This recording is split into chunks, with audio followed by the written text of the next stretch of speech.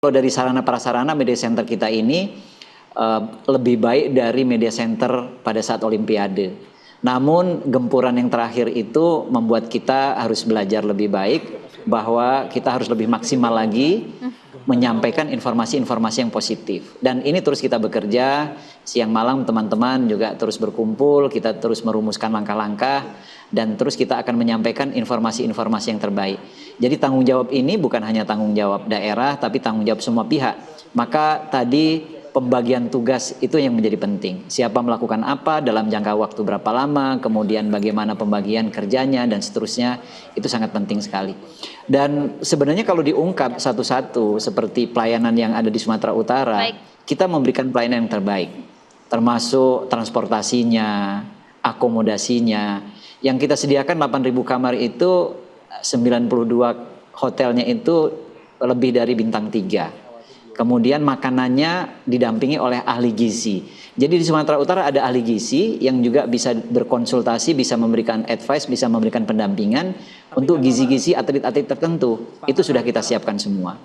Dan perlu kami tegaskan lagi bahwa untuk atlet sekali lagi dan juga official, semua makanan itu ada di hotel. Yang di kotak itu tapi nggak apa-apa Pak Fatoni, maaf kalau mau curhat aja di sini gitu loh, nggak perlu sungkan-sungkan. Artinya seperti tadi, atlet pada lewat jalan berkubang. Kata tadi Bapak itu katanya ada pejabat yang lewat. Pejabatnya ki sopo gitu loh. Pejabat kok terus mengalahkan atlet dan justru kemudian beritanya PON ini yang jadi dikorbankan, jadi jelek. Kan sayang gitu loh. Jadi nggak curhat aja Pak Fatoni, nggak apa-apa gitu. Saya sedikit menyoroti masalah infrastruktur. Ini bagus-bagus. Jangan nanti kita seperti PON Papua. PON Papua selesai PON akhirnya rusak dan sebagainya. Riau juga begitu. Nah ini saya sih usul begini. Ini sama dengan kejadian kami di PSSI. Sekarang semua stadion yang dibangun oleh PUPR, kami minta, dari PSSI minta, supaya dikerjasamakan dengan klub. Klub yang kelola. Nah mungkin nanti di Sumatera Utara sama Aceh, kan stadionnya bagus itu. Lapangannya ada 3 lapangan loh di sana. Serahkan aja kepada klub yang ada di sana untuk dikelola. Jadi nggak butuh uang APBD untuk pemeliharaan atau dikasih ke Asprofnya. Jadi cabornya dikasih untuk pengelolaan. Tapi jangan dituntut APBD terlalu tinggi ya. Artinya jangan sampai seperti Riau dan Samarinda juga kan? Iya, sayang. Sayang banget. Bagus dikasih ke cabornya, misalnya gini kayak bola. Silakan Asprof atau PSSI Sumut kelola tuh lapangannya. Jadi bisa kami berdayakan.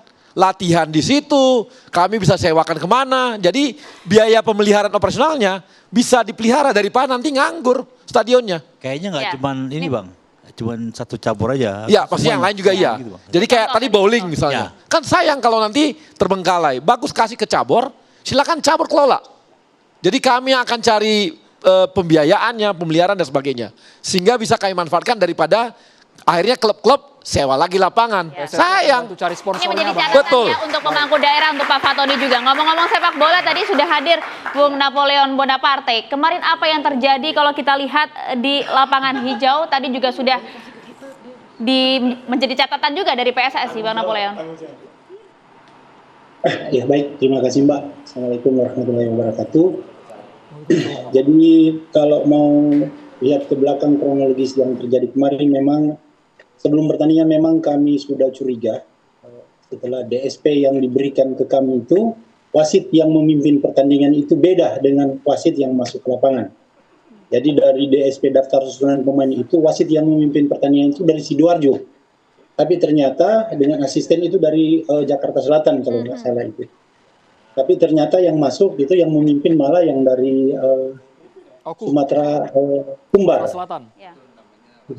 Ya, itu yang menjadi kecurigaan kami. Padahal pada waktu 1 hari sebelum kick off itu kami sudah wanti-wanti pada waktu di MCM Match Coordination Meeting, kami sudah bilang sampai abang yang pengawas wasit bilang percaya wasit, kemudian wasit akan memimpin stadion adinya. Saya bilang kami 1000% percaya wasit.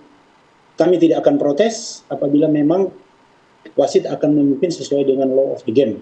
Tapi setelah itu, setelah kami bermain, kemudian kami juga merasa heran, ya, kenapa waktu itu sesuai jadwal itu kita mainnya di 8 besar di Stadion Harapan Bangsa. Nah, tiba-tiba dengan alasan rumputnya belum bagus, karena dipakai pembukaan, dipindah ke di Murtala. Sedangkan di Murtala itu tahu semua. Kita kan waktu itu lawan tuan rumah. Penonton pasti memudah. Dan itu terjadi. Pada waktu terjadi kontroversi kami protes, botol berhamburan ke arah kami. Jadi puncaknya setelah di pertandingan itu ada beberapa keputusan wasit yang kami anggap kontroversi dan ada beberapa cuplikan video. Alhamdulillah waktu itu juga disiarkan secara langsung. Jadi semua data tentang pertandingan itu. Bung Napoleon Bonaparte. Tapi kenapa ujungnya sampai ada tadi bahasa Bung Nigara pemukulan, kena rahang wasit tadi kata Bung Nigara tadi ya. Kenapa sampai dan ketika sudah memukul sepertinya Rizkynya tidak merasa bersalah, tidak menyesal, membusungkan dada tetap di lapangan. Bahkan sempat dirangkul oleh teman-teman dari tim. Gimana tuh Bung? Sangat dingin tadi kalau Bung Nigara sampaikan. Jadi begini, kita harus sepakat. Kita sama-sama ingin membangun sepak bola yang dimulai dari anak-anak ini, anak-anak yang masih dalam kelompok usia. Kalau mereka merasa ditekan, mereka merasa dizolimi, pasti mereka akan melawan. Caranya seperti itu. Kami tim ofisial pelatih sudah berusaha untuk meredam mereka. Tapi saya pikir ini bagian dari ketidakpuasan dari anak muda sehingga dia tidak terpikirkan bahwa dia nanti akan kena sanksi, spontan dia lakukan itu. Kalau dibilang bahwa dia itu membusukkan dada enggak, saya pikir enggak seperti itu. Baik. Lihat, kalau memang dia waktu itu punya rencana memukul, pasti dia marah karena waktu itu wasit langsung tunjuk titik putih kemudian lari ke tengah. Waktu itu dia ketemu. Dan sampai sekarang pun dia masih tetap murung, dia tetap menangis, coach, bagaimana keadaan saya. Insyaallah berjalan. Kemarin berurai air mata Bang Arya. Iya, kita kan tadi kan saya katakan bahwa ini tindakan kita langsung saja. Ada investigasi, hukuman nanti akan jelas kalau memang ada bersalahnya. Kalau ada permainan kita akan hukum lebih ke dalangnya. Bahkan sampai ke penugasannya pun yang menugaskan wasit siapa itu pun akan sudah kita cari. Jadi akan keluar hasilnya. Mudah-mudahan ini memuaskan semua pihak. Tapi yang tadi kembali lagi, apapun ceritanya tidak boleh ada tindakan kekerasan di dalam lapangan. Nggak ada argumentasi apapun untuk itu kalau namanya kita mau tanding bermain bola. Kecuali kita mau memang tinju cabornya gitu. Satu lagi Bang Arya, jangan sampai ada wasit tembak lagi ya. Ya ini yang mau kita selidiki. Kita mau selidiki nih gimana ini terjadi. Itu dia ke depannya nih kalau kita berbicara ya. Oke, baik. Kalau kami dari DPR tentu melihat the show must go on. PON harus selesai dengan membanggakan. Masih ada beberapa hari lagi. Dalam beberapa hari ke depan karena ada triliunan uang rakyat yang dipakai, 3 triliun lebih ya.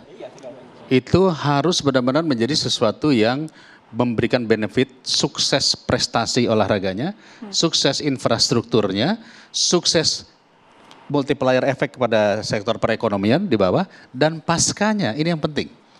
Paskanya yang tadi sudah disampaikan bahwa gedung-gedung atau venue-venue yang lain itu harus dimanfaatkan. Jadi benar, bukan hanya klub-klub saja, malah di dalam undang-undang keolahragaan sudah di state bahwa ini bisa bekerja sama dengan yang namanya pendidikan, dunia pendidikan, fakultas olahraga, TNI, Polri untuk menggunakan fasilitas itu dan olahraga masyarakat. Karena masyarakat juga boleh menggunakan. Jadi jangan hanya hanya oleh 1-2 pihak saja.